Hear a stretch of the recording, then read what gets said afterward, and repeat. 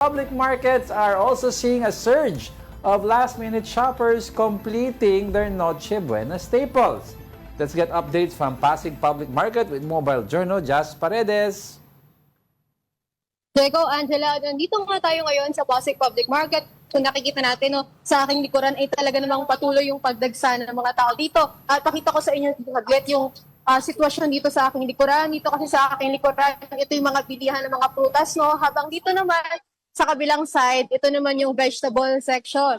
At ayan nga, meron tayong mga mamimili ngayon dito na dumadating. May mga nakausap tayo kanina doon sa meat section. Medyo mas marami at mas siksikan talaga doon. Dahil ang mga namimili, ang usual kasi nila na mga hinahanap doon, Diego, Angela, ay yung mga mga giniling dahil nga ang sikat kasi na handa nga tuwing Pasko ay yung spaghetti. So sa mga nagtanong tayo doon sa meat section, ang mga una daw talagang nauubos ay yung kanilang giniling at pati na rin yung liempo pangluto sa kanilang mga crispy pata. And doon nagtanong-tanong din tayo, ano ba yung mga usual na cuts na hinahanap? Ito yung mga pampaldereta, panghamonado.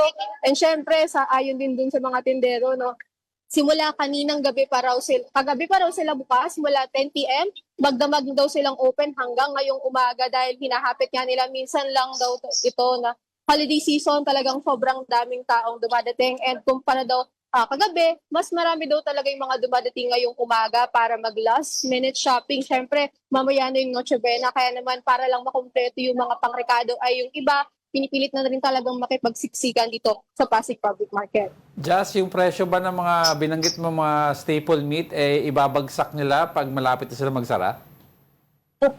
Actually, Diego, natanong natin yan kanina, iba-iba sila nang naging kasagutan dyan. Pero yung kalakamihan sa mga sumagot sa kanila ay parehas pa rin daw yung kanilang magiging presyo dahil ito na daw yung kanila talagang susundin simula ngayon hanggang mamaya. And yung iba daw sa kanila talagang nag-uubos na lang ng paninda. Yung iba ngang nakausap natin, alas 9 pa lang ng umaga ay magsasarado na. At meron naman mamayang 12 p.m., magsasarado na rin. Inaantay lang daw talaga nila na ma-sold out yung kanilang mga paninda, Diego. Well, kamusta naman yung lagay ng trafiko dyan sa area ng Pasig? Ito siya, ito. Libot ko kayo saglit, Angela. Ito sa aking likuran, ito kasi yung Caruncho Avenue. Kanina nung papunta tayo dito, medyo tumagal yung pagpasok dito sa loob ng Pasig Public Market dahil nga sa dami ng dumadating ay siksikan yung tao, tapos dagsaring yung mga jeep. Ang main transportation kasi dito talaga para makapasok sa loob ay kung hindi man tricycle, ay jeep talaga. At kung makikita natin, ikot ko lang saglit yung ating camera. So, sa bahaging ito ng kalsada talaga ay usually nagta-traffic dahil nga may mga tumatawid din ng mga mamimili and syempre may mga bumababa. Yung iba, hindi na kayang antayin pa yung pagpasok ng jeep kaya naglalakad na lang talaga papasok dahil sa sobrang traffic. And syempre, paulit-ulit din na paalala din talaga ng pulisya dito, Diego and Angela, na ingatan talaga yung mga gamit dahil aminado sila na meron na daw mga ilang naitalang kaso and nag-report sa kanila ng mga nadukutan, ng mga gamit. Kaya paulit-ulit nilang paalala dito na ingatan daw yung mga gamit hanggat maaari, itago yung mga cellphone, ilagay sa mga bag, and syempre, yung mga yung pera, yung wallet, talagang itabi dahil holiday season, hindi talaga may iwasan na uso or Nawawala yung signal. Napuputol ang Napuputol ating signal ni mobile Jas. journal, si Jas Paredes, na live na nag-uulat ngayon dyan sa Pasig, kung saan nga sinasabi niya, marami ngayon ang mga kababayan natin ang nandoon sa market sa Pasig City para business as usual. Oo, yung magsagawa ng kanilang mga last minute shopping para sa Noche Buena nila because Christmas Eve nga, mamaya, di ba? Noche Buena na, kaya lahat ng mga areas ngayon ay titignan natin kung ano yung mga kaganapan. At tignan natin ulit si Jas. Okay, you were saying? You're saying, Jas. Go, Angela. Medyo mahina lang yung ating signal dito, Pero, ayan, hanggat maayos yung ating signal, ibahagi ko na rin yung ilan sa mga presyo ng mga napagtanungan natin, ng mga usual na binibili ng mga mamimili dito.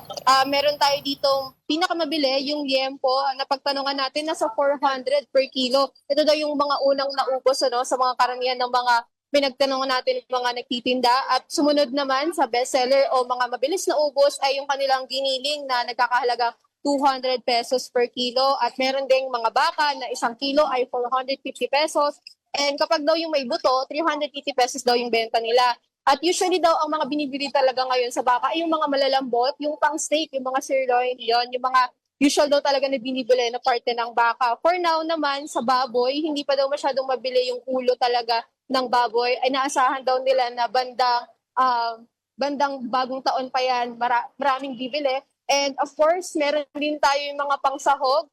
Dito kasi meron tayong options. Merong mga gayat na and meron yung mga per balot. Kanina nagtanong-tanong tayo, merong mga carrots and patatas na kabalot na siya sa isang plastic na 30 pesos. Parang 4 pieces na naka-chop na. Tapos kapag naman yung mga gayat na ay 200 pesos per kilo. Yung iba, ito na lang yung binibili as an alternative. Siyempre, bukod sa mas mura, ay nakagayat na yung kanilang ipang sasahog. So, less hassle na rin and less ubos oras na rin mamaya sa paghahanda. And syempre yung mga usual natin na mga sahog pang spaghetti, mga tomato sauce, 45 pesos, and yung kailangan sa mantika, 90 pesos per litro. And of course, yung dessert, hindi mawawala yan. Ang mabenta daw talaga ngayon ay yung Graham.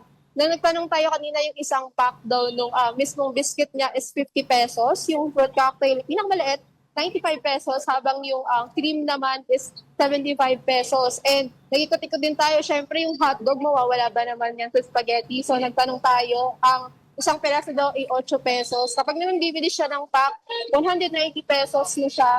Meron tayong 30 pieces na regular and meron din namang per kilo. And of course, yung loaf bread, 50 pesos. So marami-rami dito pwede rin bumili ng spaghetti na nakapack na 110 pesos, which is worth 700 grams siya. Marami namang options dito, Jeg and Angela, for alternatives gaya ng mga nakabalot, nakagayat, or yung mga pack na kagaya ng spaghetti. Pero yung ilan sa mga mamimilingan na tinanong natin talagang umaaray din kasi medyo mas tumaas nga daw yung presyo kumpara noon.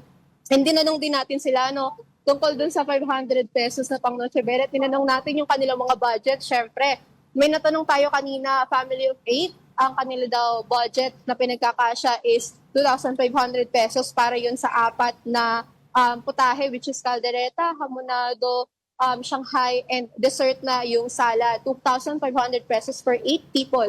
And may mga nakausap din naman tayo na 1,500 pesos for 6 people. So iba-iba talaga. Pero karamihan sa kanila, tinanong natin, hindi talaga 500 pesos yung budget dahil kung sa spaghetti lang daw, ubos na raw yung 500 pesos na yun, Diego, Angela. Okay, hanggang anong oras bukas ang Pasig Public Market? Nagtanong-tanong tayo dito, Angela, and Diego. Ito daw talaga usually kapag holiday season ay bukas magdamag itong market. Kagaya nga kanina ay simula 10 p.m. hanggang umaga ay hindi nagsara itong public market. Pero ang karamihan daw sa mga nagtitinda dito, iba-iba yung scenario per stall. Merong mga mamayang gabi pa lang magbubukas, so hanggang gabi sila bukas, probably hanggang 7 p.m. daw, dahil syempre mag-celebrate din ng mga kanilang pag Noche Buena. Pero itong public market mismo ay bukas talaga magdamag. Magkakaiba lang talaga yung pagbubukas at pagkasara per stall dahil yung iba kapag naubos na yung paninda, magsasarado na, and yung iba ay mag-celebrate din ng kanilang mga Noche Buena. Diego, Angela.